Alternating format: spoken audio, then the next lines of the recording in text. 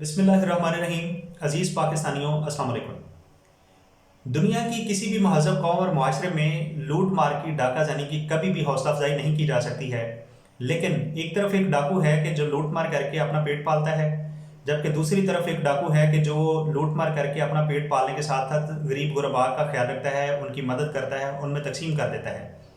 जब इन दो किस्म के डाकुओं में हमें फ़र्क करना होगा तो फिर मेरे ख्याल के मुताबिक वो डाकू कदरे बेहतर होगा जो लूट मार करके अपने साथ साथ गरीबों का भी ख्याल रखता है, गरीबों की मदद करता है। गो कि ऐसी तारीख में मिसालें कम हैं, लेकिन हैं ज़रूर। रॉबिन हुड भी एक ऐसा ही करैक्टर था जो अमीरों को लूटता था और गरीब गुरबा में तकसीम कर देता था।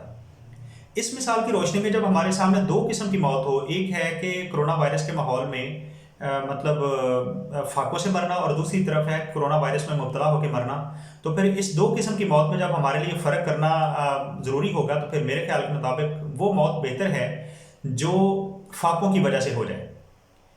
अल्लाह ना करे कि हमारा कोई अजीज़ रिश्तेदार, कोई अपना करीबी कोरोना वायरस में मुब्तला हो, घर के अफराद जो हैं वो उसको आइसोलेट कर दें, बीवी बच्चे घर छोड़कर बाहर चले जाएं, कोई हिम्मत करके अगर कोई अपने पेशेंट को हॉस्पिटल तक ले भी जाए, फिर आप वहाँ पर डॉक्टर्स के इम्प्रॉपर ट्रीटमेंट और एटीट्यूड का शिकवा करें।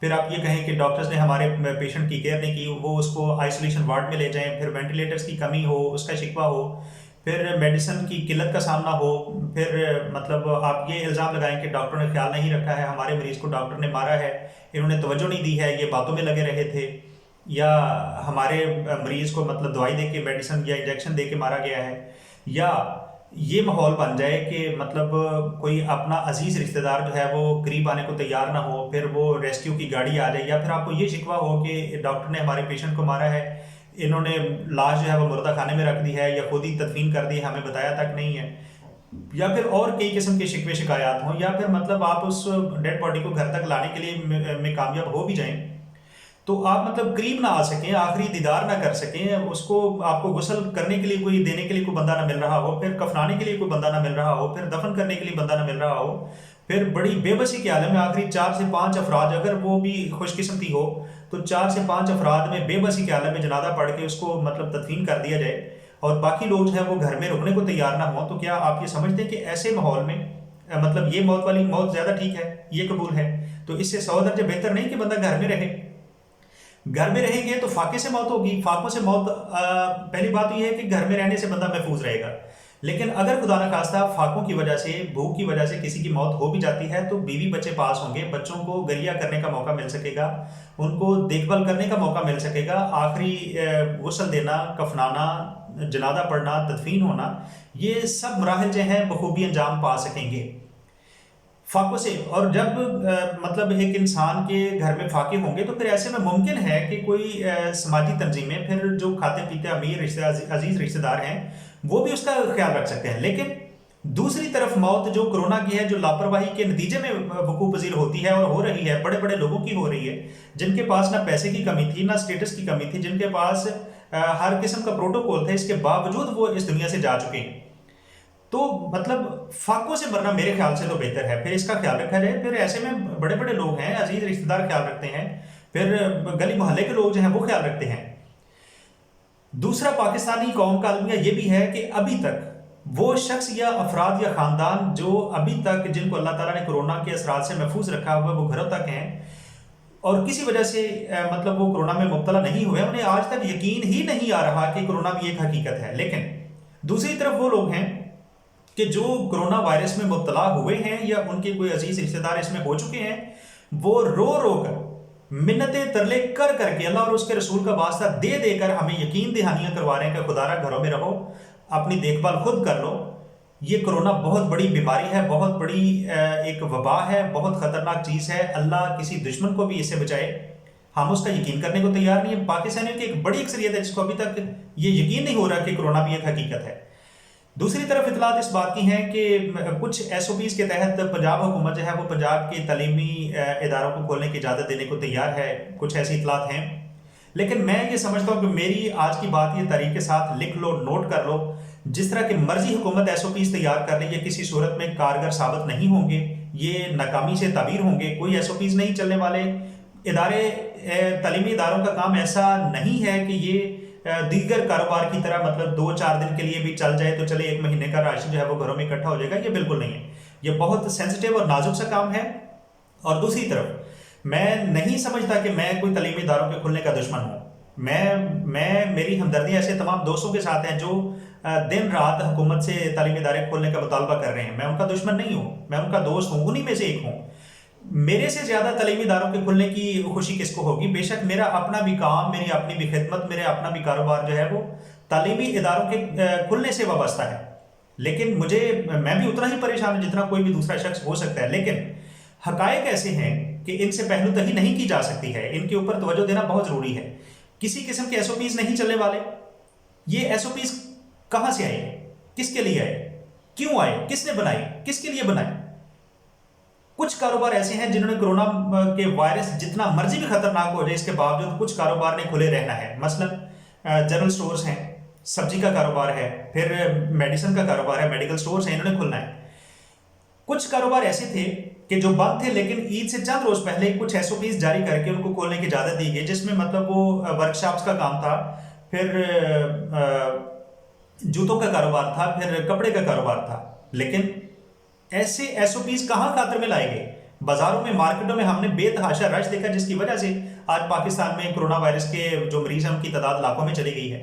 तो एसओपीज नहीं चलने वाले भाई, ये काम बिल्कुल फ्लॉप हो जाएगा। ये सबसे हसास और नाजुक काम तालीमी इदारों का है। और मुझे जहां तक समझ आती है वो ये कि ये अल्लाह ताला पाकिस्तान के हालात पर, कौम पर तरस खा ले, इस पे रहम कर दे, पाकिस्तान के हालात ठीक हो जाए तो सबसे आखिर पर खुलने वाला काम, कारोबार, इबादत ये तालीमी इदारों की है। उससे पहले ये किसी सूरत नहीं चल सकती, ना खुल सकती है। दूसरी तरफ मैं ये समझता हूं कि अगर ये तालीमी इदारे खिदमत भी हैं तो ये खिदमत भी सबसे आखिर पे होनी है, ये पहले नहीं खुलने वाली। मैं ये भी समझता हूं कि वो बंदा इंतहाई बड़ा जिगरे वाला होगा कि जो इजाजत मिलने के बाद तालीमी इदारा खोल के बैठ जाए, स्टाफ को बुला ले, फिर वो बड़े जिगरे वाला होगा जो मतलब आप ये समझते हैं कि 100 में से अगर 5 या 10 बच्चे आ जाए तो ये तालीमी इदारों का खुलना, ये मकासद पूरे हो गए? किसी सूरत नहीं होंगे। ये कोई तालीमी इदारों का खुलना नहीं है।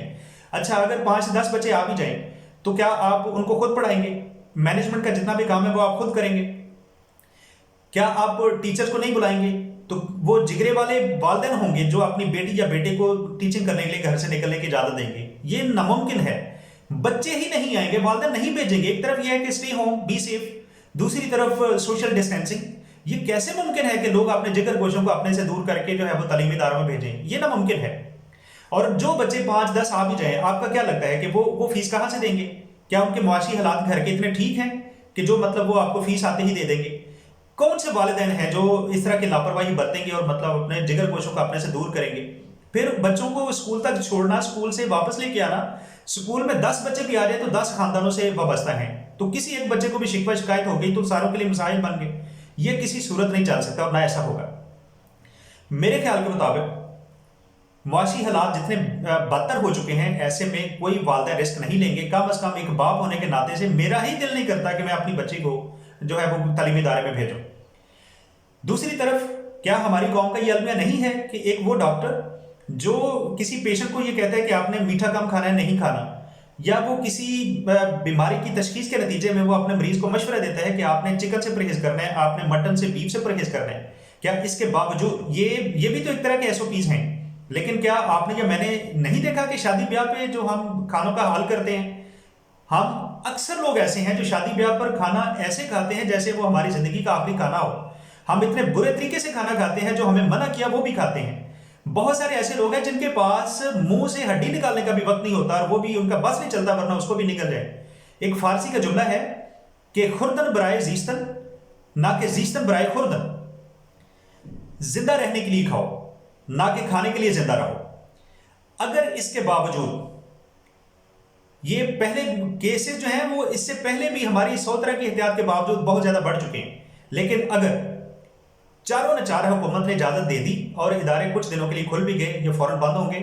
मेरी बात आज की तारीख के साथ लिख लें, ये कोई एसओपीस नहीं चलने वाले। तालीमी इदारे खुलने से भी पहले नाकाम हो जाएंगे, लोग अपने बच्चों को भेजेंगे ही नहीं। लेकिन अगर इसके बावजूद इदारे खुलते हैं तो मैं बड़े बोझल दिल के साथ ये समझता हूं कि मेरे पुलिस के जवान और डॉक्टर्स जो हैं एक मरतबा फिर बेमौत मरने के लिए तैयार हो जाएं। लेकिन आखिर पे गुजारिश यही करूंगा कि stay home, be safe. Social distancing is the last chapter of your security.